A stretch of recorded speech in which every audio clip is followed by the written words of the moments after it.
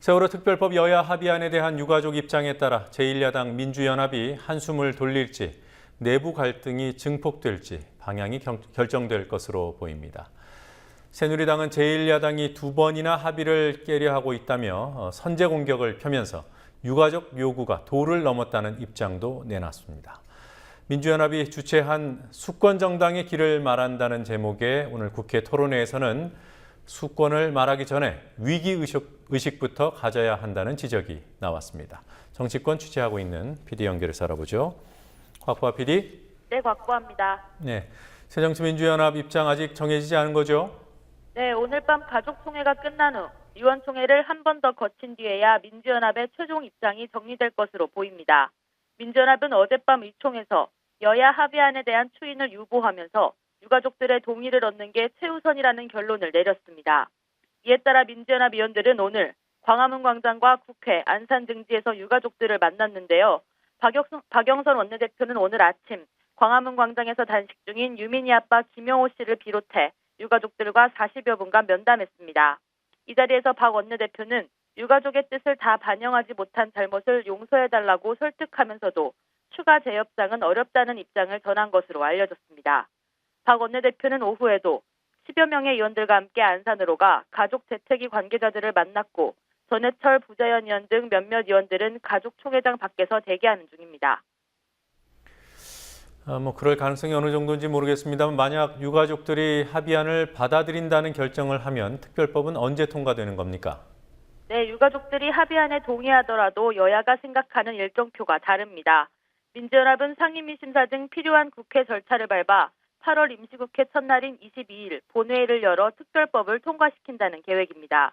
그러나 새누리당은 다음 주 월요일인 25일 본회의를 열어 통과시킨다는 입장이라고 김재원 원내수석 부대표가 말했습니다. 새누리당은 구속영장이 청구된 야당 의원들의 불체포 특권을 행사하기 위해서 야당이 본회의를 빨리 열려고 한다는 공세를 폈는데요. 그 공세의 효과를 높이기 위해 본회의를 다음 주로 미루려 한다는 분석입니다. 그러나 오늘 유가족들이 여야 합의안에 반대한다는 결정을 내리면 특별법을 둘러싼 교착은 길어질 것으로 보입니다. 아직 완전히 결론이 난 것은 아닙니다만 여야 원내대표 합의안이 민주연합에서 두 번씩이나 추인을 못 받았습니다. 새누리당에서 오늘 어떤 말들이 나왔습니까? 김무성 새누리당 대표는 오늘 최고중진연석회의에서 여야 합의를 두 번이나 뒤집고 대화와 타협의 유해 정신을 깨는 건 문제라면서 야당이 당리당략에 흔들리고 있다고 말했습니다. 이재호 의원은 야당을 10년 하고 야당 원내대표도 두 번 해봤지만 이런 협상은 해본 적이 없다며 여당과 합의를 덜렁해놓고 유가족이 안 된다면 다시 고친다고 박영선 원내대표를 비난했습니다. 직접 들어보시겠습니다. 요거는 양보할 수도 있다. 요건 절대로 양보를 못한다. 하는 걸 유가족 협의회 대표들하고 놓고 이야기를 하고 거기서 합의한 걸 갖고 와서 여당과 합의를 해서 이루어져야지. 그냥 덜렁덜렁 와서 여당과 합의만 덜렁해놓고 돌아가도 유가족이 안 된다 그러면 또 그냥 다시 원칙으로 돌아가고. 저도 야당을 10년 해보고 야당 원내대표를 두 번 해봤지만 세상에 이런 협상을 본 적이 없어요. 이완구 원내대표는 민주연합의 추인을 압박하는 발언을 했습니다. 무거운 책임이 있는 대표 간의 자리에서 도출한 합의가 또 뒤집힌다면 국민에 대한 예의도 아니고 이회 민주주의에 대한 심각한 도전이라고 생각한다고 말했습니다. 네, 이렇게 박영선 원내대표가 당 안팎의 공격을 받을 수밖에 없는 상황입니다만 사실 새누리당이 유가족들하고 직접 소통하면 해결되는 문제가 아닐까 이런 지적도 있습니다. 네, 그렇습니다. 하지만 유가족과 두 차례 면담을 가진 김무성 대표 외에 새누리당과 유가족의 소통은 사실상 없습니다. 야당과의 협상에서 전권을 위임받은 이완구 원내대표의 경우 유가족과 공식 만남을 가진 적이 한 번도 없습니다. 이에 대해 이석현 국회 부의장은 오늘 왜 새누리당은 합의안을 가지고 유족의 이해를 구하는 노력을 하지 않는지 이해할 수 없다며 여권이 세월호 사고 진상규명에 남일처럼 뒷짐을 지고 있다고 비판했습니다. 이런 지적은 새누리당 내에서도 나왔습니다. 이재호 의원은 세월호 사고에 대해 정부가 구조할 시간에 구조를 못해 사망자 수가 늘어났다는 건 천하가 다 아는 일이라며 정부를 탄생시킨 집권당이 진상규명에 성의를 다해야 한다고 말했습니다. 세월호 가족 대책위의 유경근 대변인도 오늘 라디오 인터뷰에서 특별법 논의 과정에서 특히 여당과 대화하고 싶다고 말했습니다. 네, 하지만 김무성 새누리당 대표가 유가족 요구를 일축을 했어요. 유가족들의 요구가 양보 가능한 선을 넘었다.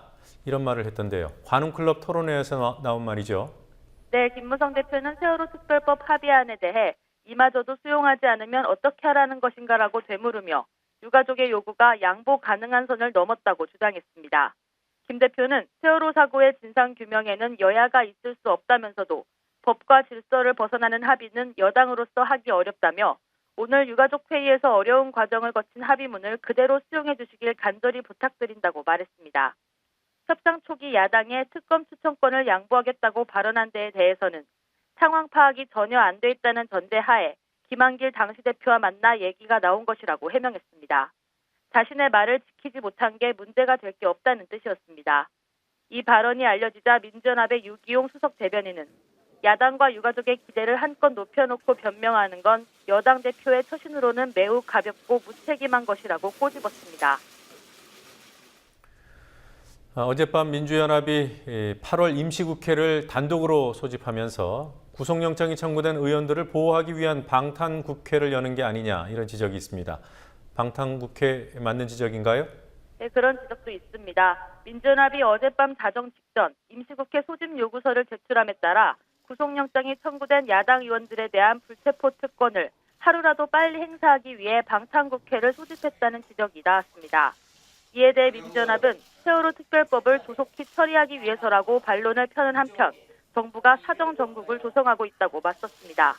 박범계 원내대변인은 민주연합 신계륜, 김학용, 김재현 의원에게 구속영장이 청구된 데에 대해 야밤에 기습작전하듯 구속영장을 청구한 건 명백한 야당 탄압이고 사정정국 조성의 신호탄이라고 반발했습니다.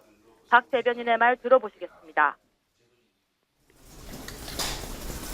더군다나